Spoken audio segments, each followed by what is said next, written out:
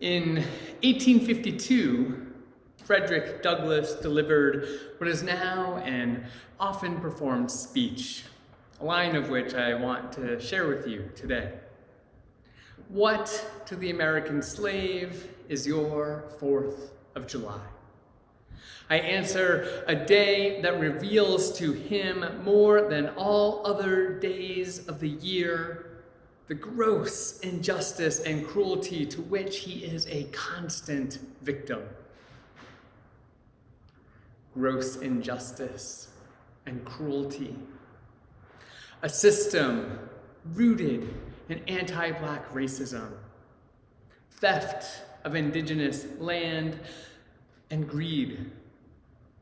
I am by no means the first person you have heard draw the connections between chattel slavery and the United States criminal legal system, a system emblemized by concrete and steel buildings that warehouse millions of people. And so I ask a 21st century version of this question. What to the prisoner is the 4th of July? A dear friend of mine recently gave a virtual talk about a book she had just published. During her talk, she referenced the Declaration of Independence and some of the words within it. To be honest, before preparing for this sermon, I do not know that I have ever fully read the entire Declaration of Independence. It's likely that I was required to do so in 7th or 8th grade social studies, but given the type of student I was back then, I probably missed the homework because I was reading comics or novels. However, I, like many of you, know the first sentence of the second paragraph almost by heart. We hold these truths to be self-evident, that all men are created equal, and they are endowed by their Creator with unalienable rights, that among these are life, liberty, and the pursuit of happiness. Rather than remembering this from school, I bet many of us learned these words from movies or political speeches. Though some of you may have been better students than me and got your homework done and remember this from many years ago. As my friend Heike was sharing her wisdom with us, she suggested that the Declaration of Independence was not simply a document to be celebrated, but one that needs to be seen as part of the project of colonization, slavery, and theft of indigenous people's lands. I know she is not the first person to suggest this. Black and indigenous scholars and activists have been making this point for likely centuries. I, however, was ignorant to some of the most specific words in the document that we are intended to hold sacred on the 4th of July. Along with his many grievances about King George, the authors claim that the king was collaborating with the merciless Indian savages. This sacred document we are supposed to be celebrating enshrines racist language and ideology on its page. Some might say that the language should be excused because it was propaganda for the time, intended to mobilize others in the colonies against the king's rule. But rather than excuse this language, it simply seems like an early example of white people with power demonizing people of color in an effort to get poor white folks and other white people to join with those in power rather than be in solidarity with enslaved Black people or indigenous people with whom they likely shared much more in common. There are countless examples of how this practice has been honed over time to justify slavery, segregation, policing, incarceration, and gentrification. It is words like these, ideas like these, and systems of power like these that make me question what it is we are truly supposed to celebrate on the 4th of July, and what it could possibly mean in the country with the largest incarcerated population in the world. It has been nearly 2 decades, but when I close my eyes, I can still find myself lying on my top bunk at the 5th prison I was incarcerated in during my 6-month sentence, surrounded by sleeping, snoring, restless men, all desperately wanting to be somewhere else. Many of them were likely dreaming of the life they once lived or a new life they longed to get out to. Others were having nightmares about accidentally walking off the yard in the wrong direction, resulting in a bullet from a racist guard, or maybe getting picked up and given a longer sentence in a higher security prison with no opportunity to breathe fresh air again. A few night owls in a TV room were gathered, watching late night shows because when the sun came up, they headed back to bed to sleep away the rest of their bid. It was during these days that I rediscovered prayer. It was in the heartbreaking solitude of an open, massive room filled with concrete cubicles, steel lockers, metal bunks, and heavy breathers that I found a renewed commitment to connecting with the divine. I had prayed many times before. I come from an Irish Catholic family, was raised by 2 parents who went to seminary school and 2 others who did not, attended a progressive Lutheran summer camp, and was very active in my Unitarian Universalist church starting at age 9. Words of prayer, especially grace at dinner time, had always been a fundamental aspect of my life. As a non-theistic Unitarian Universalist, it can be a unique challenge to effectively communicate what I understand prayer or the divine to be, and what role I think prayer plays in the universe. There are 2 crucial quotes I want to share with you that I think about when I'm imagining the purpose of prayer. The first is from eco-feminist theologian Ivan Guevara. Prayer is our personal and collective preparation for acting in solidarity and respect, she writes, for awakening feelings of tenderness and compassion for persons and for all living things. I can resonate with that.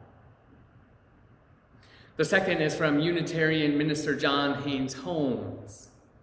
Prayer is attention unfolding into intention. It is purpose, resolution, dedication, which brings us face to face with the greatest of all spiritual discoveries, that if our prayers are to be answered, we must answer them from ourselves, that we are already answering our prayers in the mere expression of the desire that they be fulfilled. The practice of prayer, then, is a practice of connecting and acting. This connection is internal, interpersonal, and intertwined with all that exists. Similarly, the action prayer calls for is an action for our own selves. It's for others, for all of existence. Prayer is quiet and raucous, righteous and humble. Prayer is intentional, thoughtful, and rooted in the power of what might be. It seems to me that prayer is just like what the early abolitionist movement was, and just as the prison abolitionist movement is today. Prayer is relational, resistant to oppression, and lifted up through love, just as abolition is. When I imagine a more expansive idea of an Independence Day, not one that tells the story of colonizers resisting other colonizers, but an independence that celebrates interdependence and collective liberation. I think not of the 4th of July, but maybe Juneteenth, celebrating the end of chattel slavery. Not the 4th of July, but maybe May Day, celebrating the beauty of the labor movement. Not the 4th of July, but maybe the anniversary of the Attica Uprising, honoring those who galvanized the prisoner solidarity movement. Independence Day feels almost impossible for me to celebrate when I think of the 2.3 million people locked in cages. The thousands of Black people killed by the police the last few years, the millions of people with criminal records, and those who must walk around with a GPS unit on their ankle, turning whole neighborhoods into open-air jails. I do not want to spend much of my time this morning focused on the brutality of the U.S. criminal legal system. Instead, I want to spend more of my time celebrating the prayer that is abolition, the dream, strategy, and hope that is the abolitionist movement today. A mentor and friend of mine, Miriam Kaba, published a piece in the New York Times last year during the national uprisings against the killing of George Floyd and other Black people by police. I want to share some of her words with you. When people, especially white people, consider a world without police, they envision a society as violent as our current one, merely without law enforcement, and they shudder. As a society, we have been so indoctrinated with the idea that we solve problems by policing and caging people that so many cannot imagine anything other than prisons and police as solutions to violence and harm. People like me, she writes, who want to abolish prisons and police, however, have a vision of a different society, built on cooperation instead of individualism, on mutual aid instead of self-preservation. What would the country look like if it had billions of extra dollars to spend on housing, food, and education for all? This change in society wouldn't happen immediately, but the protests have shown that many people are ready to embrace a different vision of safety and justice. Twice, our General Assembly has passed actions of immediate witness calling for the abolition of prisons or police. Each time we have had really difficult and really productive conversations with one another. We might have an easier time talking about what it means to release drug war victims from prisons or ending stop and frisk policies, but as you use, we know that we have to get into the hardest of questions. We know that we have to take our reverence for both reason and mystery and use them to imagine what the world could look like if we were doing all that we possibly could to create justice right here on earth. Our Universalist ancestors had a radical theology, a prayer, really. Rather than scare humanity into doing good because God would send them to hell if they didn't, the Universalists said no. There's no way that God, the infinite source of love, could possibly damn some of humanity to an eternity of hell. Human life is so short and eternity is beyond our comprehension. Regardless of what anyone did during life, would the divine allow them to suffer forever? The Universalists said no. John Murray is often quoted in saying that we should give people not hell, but hope and courage. This is what abolition is about for me. And when I put this ancient Universalist theology in dialogue with my understanding of humanism, it seems to me that there is nothing salvific about punishment after death, and thus there is nothing salvific about punishment during life. Study after study have shown that punishment is far less effective at behavior change than is incentive and care. Even if some humans respond effectively to punishment, even if punishment does have some deterrent effect, our theology has taught us that suffering does not bring salvation. Our Universalist ancestors rejected the idea that Jesus' crucifixion led to humans having the possibility of being saved. When we punish those who have caused harm, when we punish those who break laws, we are giving the state the power of determining who gets to suffer, and in the worst cases, who will die, whether by capital punishment or death by incarceration. First-century philosopher Seneca the Younger offers these words: retribution, an inhuman word and what is more accepted as right, he says. It's not very different from wrongdoing except in the order of events. He who pays back pain with pain is doing wrong. It is only that he is more readily excused for it. The abolitionist movement today has been organized and led primarily by Black feminists who came out of the anti-violence movement. These women saw the failures of policing and prisons to address and end sexual violence and domestic violence. These visionary leaders saw the connection between the criminal legal system and interpersonal violence.